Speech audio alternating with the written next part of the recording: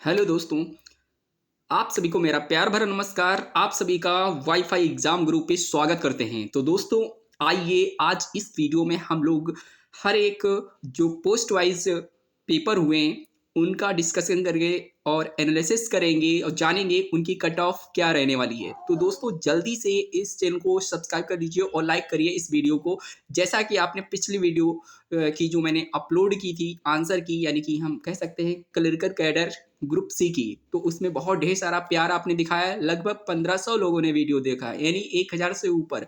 तो दोस्तों, इस वीडियो को भी वही प्यार चाहिए, लाइक और कमेंट से भर दीजिएगा। तो दोस्तों, यहाँ हम शो ऑफ करने नहीं आए हैं, आपको एक सच्चाई से रूबरू कराने आए हैं। तो ध्यान से सुनिएगा मेरी बातों को, जो मैं कहने वाला हूँ। तो कुछ लोग यहाँ से नाराज होकर जाएंगे, कुछ लोग खुश होकर जाएंगे, लेकिन मैं वास्तविकता से आपका परिचय कराऊंगा। जी हाँ। तो दोस्तों, मैं एक बात बताना चाहता हूँ।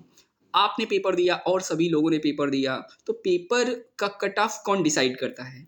मैं और आप और हम सब जो पढ़ाते हैं या पढ़ते हैं, आप लोग कैसे डिसाइड होता है कि कट ऑफ इतने जाने वाली है? तो अब कट ऑफ जारी कौन करेगा? कट ऑफ बताएगा कौन? देखो, हम लोग क्या कर सकते हैं, एक संभावना जो है उसको व्यक्त कर सकते हैं और प्रोबेबिलिटी होती है उसको हम लगा सकते हैं इसमें कि इतने चांस है किसी भी पेपर का कट ऑफ जाने के लिए, इतना जा सकती है, इतने नंबर ऑफ क्वेश्चन से कैंडिडेट ने अटेम्प्ट किए, यानी मैक्सिमम अटेम्प्ट देखा जाता है। तो इसके हिसाब से आंकड़े हमें मिलते हैं, तो हम कट ऑफ जारी करते हैं। तो उसी के बिहाफ पे हम कह सकते हैं कि कभी कभी नंबर जो बताया जाता है उसके आसपास हमारी कट ऑफ जाती है। तो यह का मतलब, इसी का मतलब यही होता है कि हम लोग कह सकते हैं इसको क्या, एक्सपेक्टेड कट ऑफ। तो हम जी बताएंगे तो उसी हिसाब से ये हमारा आसपास डेटा रहने वाला है। तो आपको किसको टाइपिंग मतलब टेस्ट देने को मिलेगा, किसको नहीं, और किसको तैयारी करना चाहिए, किसको नहीं, तैयारी किसको जरूरी है, किसको नहीं, वो सब करेंगे। पहले हम कट ऑफ बात कर लेते हैं, उसके बाद हम लोग ये जो भी जानकारी है वो आपको देंगे, ठीक है, बिना किसी इधर उधर की बातें करते हुए। तो देखिए, high court of judicature at Allahabad, the Uttar Pradesh civil court staff centralised requirement 2024 और 25 में जो भी उसने पेपर कराए उनके लिए हमारे पद कितने थे, पहली बात ये जानना है। 1024 पद थे, और इसमें बहुत सारे, यानी कि स्टोनो भी आता है, इसमें क्लर्क भी आता है, इसमें ग्रुप यानी ड्राइवर भी आता है, और ग्रुप डी भी आता है। इसमें जो भी आएंगे वो हम अलग पद जिसमें जितने बांटे गए वो भी हम आपको बताएंगे। तो देखिए, यहाँ पे उपस्थित जो प्रेजेंट थे बच्चे, ठीक है, प्रेजेंस की बात करें, उपस्थिति कितनी थी, लगभग 60 to 65 मान सकते हैं, इतना परसेंट लोग वहां पर पेपर देने गए थे। तो यहाँ पर हम ये कह सकते हैं कि जो पेपर देने गए कि ठंडी का समय भी था, और फिर देखो कोई ना कोई कहीं ना कहीं जॉब भी करता रहता है, और फिर बहुत के लोग फॉर्म तो भर देते हैं, लेकिन देने के समय थोड़ा हो सोचा जाता है कि यार दूं या ना दूं। तो ऐसा हर किसी के साथ होता है और पेपर देते समय। तो आइए देखते हैं सब्जेक्ट क्या थे हमारे। इसमें हम बात करें तो सब्जेक्ट जो भी पेपर हुए हैं आपके सभी में इंग्लिश ने बहुत बड़ा रोल प्ले किया है मेरे दोस्त। जी हाँ, इसी में लोगों के पसीने छूट गए हैं, और इसमें 25 में 25 करने के लिए बहुत दम चाहिए। जो एसएससी एस्पिरेंट्स हैं और बैंकिंग की तैयारी करते हैं उनके लिए तो आसान हलवा था, लेकिन जो बच्चे बेचारे केवल यूपी ट्रिपल एस सी का ख्वाब देखते हैं कि मुझे कोई भी जॉब मिल जाए, तो उनके लिए बहुत मुश्किल था ये टास्क, ठीक है। तो 25 में 25 नहीं कर पाए होंगे, तो मैं मान के चलूंगा 20-22 अटेम्प्ट गया होगा। आगे बात करते हैं नंबर 2 पे। तो जीएस और जीके में जितने भी महारथी हैं वो भी हम कह सकते हैं 25 में लगभग 18 से 20 अटेम्प्ट गए होंगे, ठीक है। और यहाँ पे हम बात करें तो 20 से 22 अटेम्प्ट गया होगा। तो उसी आधार पे और देखते हैं, तो मैं मानता हूं कि तीसरा पेपर हमारा हिंदी का था। हिंदी में 25 में 25 भी लोग करके आए होंगे। जी हाँ, हिंदी में 25 में 25 भी करके आए होंगे। और यहाँ पे हम मान के चलेंगे 20 का स्कोर मान के चलेंगे, ठीक है, 20 का स्कोर मान के चलेंगे। और मैथ्स में हम कह सकते हैं 25 में 25 भी वही लोग कर पाते होंगे जो लोग इंग्लिश और मैथ को तवज्जुह देते हैं, यानी कि जो लोग मैथ और इंग्लिश को कंटिन्यू पढ़ते रहते हैं उनके लिए हमारा आसान हो जाता है। तो यहाँ पे भी 20 मान के चलते हैं कि कुछ क्वेश्चन ऐसे हैं जो नहीं बन पा रहे थे, क्योंकि मैंने आंसर की जब बताई थी आपको भी मैंने बोला था कि यार ये 2 क्वेश्चन 3 क्वेश्चन फंसाऊ हैं, तो उसमें से हम 5 मान कर चलते हैं, बच्चों ने नहीं अटेम्प्ट कर पाए होंगे। तो अगर मैं 20 और 20 जोड़ते हैं तो हमारा 20 या 60 हो रहा है, इसमें से 18 अगर मैं 60 में जोड़ दूं तो 78 हो रहा है। लगभग ओवरऑल 78 अटेम्प्ट माना जाएगा सेफ, यानी कि ये सेफ स्कोर हो सकता है, और यहाँ पे ये स्कोर हो भी सकता है। और ये अगर बात करें इसमें ग्रुप सी का पेपर जो हुआ बच्चा, ठीक है, ध्यान से समझना क्योंकि हर एक बात इंपॉर्टेंट है, क्योंकि जो कोई बता रहा है कमेंट यूट्यूब पे, मैं भी देख लिया हूँ सभी का, क्या सच्चाई है क्या नहीं वो मैं आपको सभी चीज़ें लेकर बताऊंगा, ठीक है। तो ग्रुप सी में होता क्या है, इसके टाइपिंग भी होता है, क्या होता है, टाइपिंग भी होता है। टाइपिंग में जब बच्चे जाते हैं तो 15 गुने जाते हैं लगभग, ठीक है। एक सीट पे 15 गुने, मतलब एक सीट पर 15 लोग फाइट करते हैं जाके। और कभी कभी ये रेशियो 5 में भी चलता है, एक सीट पे 5 लोग भी जाते हैं बच्चा, ठीक है, एक सीट पे 5 लोग भी जाते हैं। तो वो उनका डिसीजन रहेगा हमारा इलाहाबाद हाई कोर्ट का, वही कट ऑफ जारी करता है रियली में। सच्चाई तो यही है, आयोग जो डिसाइड करेगा वही कट ऑफ रहेगी, लेकिन हम लोग यहाँ अनुमानित कट ऑफ लेकर चलेंगे। और जो कि आप लोग अगर कट ऑफ में आ भी जाते हैं तो तैयारी करेंगे, तो तैयारी हमारी जूनियर असिस्टेंट में काम आने वाली है, तो उसके लिए तैयार रहेंगे। तो हमारी तैयारी जो है खराब नहीं जाएगी, जो आप तैयारी करेंगे टाइपिंग की वो खराब नहीं है, ठीक है, वो अच्छा रहेगा आपके फ्यूचर के लिए। तो दोस्तों, तैयारी अगर आपकी है तो आप देखिएगा आगे। देखो यहाँ पे मैंने सब कुछ जान लिया, आगे देखते हैं। ग्रुप सी की बात कर रहे हैं हम लोग, पिछले साल की कट ऑफ की बात करेंगे, ठीक है, और इस साल की बात करेंगे। तो अगर बात करें हम पिछले वर्ष कट ऑफ क्या रहने वाली थी, क्या रही थी, तो 75 के आसपास हमारी अनरिजर्व कैटेगरी है यूआर की थी। और ओबीसी की बात करें, अदर बैकवर्ड क्लासेस, यानी 73 हमारी गई थी।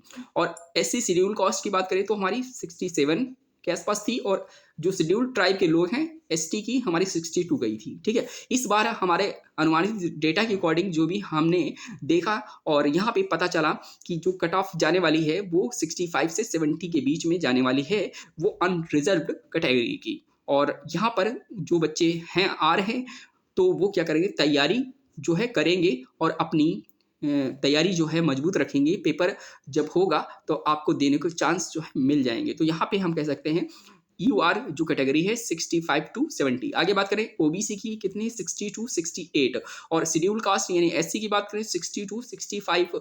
अगर एसटी की बात करें तो 60 से 63। ये हमारी कट ऑफ रहने वाली है। जो इसके बीच में लाई करते हैं, यानी जो इसमें आ रहे हैं इसके बीच में, वो तैयारी अपनी कर सकते हैं। और जो इधर अगर हम इसमें नंबर ऑफ क्वेश्चंस घटा दें, यानी कि प्लस माइनस कर दें 2 2 2 सभी में, तो उसको भी मान के चलिएगा। और इसके बीच में वाले वो तो श्योर हैं, जो इनके बीच में आ रहे हैं वो श्योर हैं, ठीक है।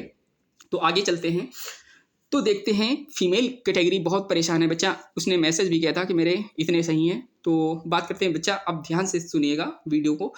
अब देखिए यहाँ पे फीमेल की जो 60 से 65 जाने वाली है, बच्चे ने कमेंट किया 68 बन रहे हैं, तो आपको तैयारी करनी चाहिए। जो भी फीमेल कैंडिडेट है, महिला कैंडिडेट, वो तैयारी करेंगी अपने जूनियर इसमें। आगे जो पेपर होगा उसके लिए भी तैयारी रहेगी और इसमें भी आपको चांस मिलेगा। तो यहाँ पे इंग्लिश और हिंदी में टाइपिंग बहुत ज़रूरी है, तो इंग्लिश और हिंदी में टाइपिंग का स्कोर अपना बूस्ट करिएगा। कुल पद कितने थे, 1024, जो बता चुका हूँ। और अगर बात करें इसका रिजल्ट कब तक आएगा, तो रिजल्ट हमारा रहेगा फरवरी में आ सकता है। और इसकी आंसर की फरवरी के फर्स्ट वीक में देखने को मिल सकती है। ये जनवरी के यानी कि लास्ट एंड तक हम कह सकते हैं कि इसकी आंसर की जो फाइनल है वो भी आ जाएगी। तो आप देख पाएंगे कि दूध का दूध और पानी का पानी, मतलब सारी चीज़ें सेपरेशन में आ जाएंगी, सेपरेट कर सकते हैं आप। और कोई यहाँ पे घबराने वाली बात नहीं है, ठीक है। जिनका रिजल्ट यहाँ पे बन गया ग्रुप सी में, वो लग जाइएगा। आगे देखते हैं, इसका रिजल्ट मिड फरवरी में हम कह सकते हैं, ठीक है। रिजल्ट जो डिक्लेरेशन होगा मिड फरवरी में, और जनवरी के लास्ट एंड तक की आंसर की फाइनल आ जाएगी। और ग्रुप सी इसको बोलते हैं हम लोग क्लरिकल कैडर होता है। और टाइपिंग हमारी मार्च और लास्ट एंड तक ही होगी, वो तो बता चुका हूँ। आगे आइए जानते हैं कि और भी जो हमारी कैटेगरी हुई है, यानी कि और भी जो पदों के लिए भर्ती ये है, उसमें कट ऑफ क्या रहेगी, देखिए ध्यान से। अगर बात करें इलाहाबाद हाई कोर्ट में ड्राइवरी की पोस्ट भी निकली है, तो ड्राइवर्स की पोस्ट जो निकली है 2024-25 में, उनमें कट ऑफ क्या जाने वाली है, देखिए। तो यहाँ पे बात करते हैं अनरिजर्व कैटेगरी की 77 प्लस मान के चलिए, यहाँ पे 2 प्लस माइनस कर सकते हैं, ठीक है। ओबीसी की 75 प्लस माइनस, और ईडब्ल्यूएस की 74 प्लस माइनस। एससी की बात करें 65 यानी 65 प्लस माइनस 2। और यहाँ पे एसटी की जो हमारी जाने वाली कट ऑफ 60 प्लस माइनस 2, ठीक है। यहाँ पे एक बात, यहाँ पे सबसे बड़ा अगर बात करें टास्क क्या रहने वाला है, जो यहाँ पे समीकरण यहाँ पर फंसेगी लोगों की, क्योंकि ड्राइवरी लाइसेंस सबका नहीं होगा। तो यहाँ पे जिनका होगा वो लोग पेपर देने गए होंगे। तो वहाँ पे होता क्या है, जब ड्राइवरी लाइसेंस नहीं होता तो उनको निकाल दिया जाता है। इसीलिए वहाँ पे जो इसका डीवी वगैरह होगा, तो वहाँ पर पास तो किए जाएंगे ज़्यादा, लेकिन लिए जाएंगे कम, क्योंकि कुछ लोगों के पास ही ड्राइवरी लाइसेंस होगा। और इसमें कुछ एक्सपीरियंस भी मैटर करता है, वो ड्राइवरी लाइसेंस का एक्सपीरियंस जो होगा नोटिफिकेशन के अकॉर्डिंग होगा। अगर आप चाहते हैं इस पे वीडियो बनाई जाए तो मैं बना दूंगा, आप कमेंट करके बताइएगा। कुल पद इसमें कितने हैं, तो हमारे कुल पद इसमें 30 हैं। ठीक है, ये याद रखना है। याद क्या रखना है, ये जानकारी है आप तक पहुंचेगी और शेयर कर दीजिएगा जिन लोगों ने पेपर दिया है। आगे बात करें, इलाहाबाद हाईकोर्ट में स्टोनो का पेपर हुआ। ये सबसे ज़्यादा मुश्किल पेपर था लोग बताते हैं, और मैंने जैसा कि बात की है दोस्तों से तो मुझे पता चला कि स्टोनो का पेपर टफ था थोड़ा सा। आप इसमें कह सकते हैं इसकी कट ऑफ हमारी जो जाने वाली है वो अनरिजर्व कैटेगरी की 66 प्लस माइनस 2 कर सकते हैं यहाँ पर। 66 ओबीसी की 63 प्लस माइनस 2 कह सकते हैं। यहाँ पे ईडब्ल्यूएस की 62 प्लस माइनस 2, यानी इसमें हमारी 2 ज़्यादा भी और 2 कम भी, यानी 60 भी हो सकती है। एससी की बात करें तो 58 प्लस माइनस कर सकते हो 2, यानी हमारी 60 भी मान सकते हैं और 56 भी मान सकते हैं, ऐसा कुछ डेटा रहने वाला है। एसटी की 55 प्लस माइनस 2 और फीमेल की 60 प्लस माइनस 2 यहाँ पर। और कुल पद कितने थे यहाँ पर, हमारे कुल पद थे 583। ठीक है, किसकी हमने बात की, ये स्टेनो की बात की। तो आइए चलते हैं ग्रुप डी के लिए। बेसब्री से इंतजार रहा होगा आपका आपका तो ये इंतजार खत्म कर देते हैं। यहाँ पे बताते हैं सच्चाई क्या है ग्रुप डी की। ठीक है, तो सब कुछ डिस्कस कर लिया है, अब चलते हैं हम लोग ग्रुप डी की बात करते हैं। ग्रुप डी में क्या था, पेपर पिछली बार जो गया था लोगों ने दिया तो उसमें 90 बता रहे थे लोग, लेकिन हाँ 90 गई भी थी। तो यहाँ पे बात करेंगे Allahabad high court group D की जो वैकेंसी थी 2024-25 के लिए, उसमें हमारी जो कट ऑफ रहने वाली है अनरिजर्व कैटेगरी की 80 प्लस 2 कर सकते हो, 82 प्लस 2 नहीं, यहाँ पे 80 प्लस 2।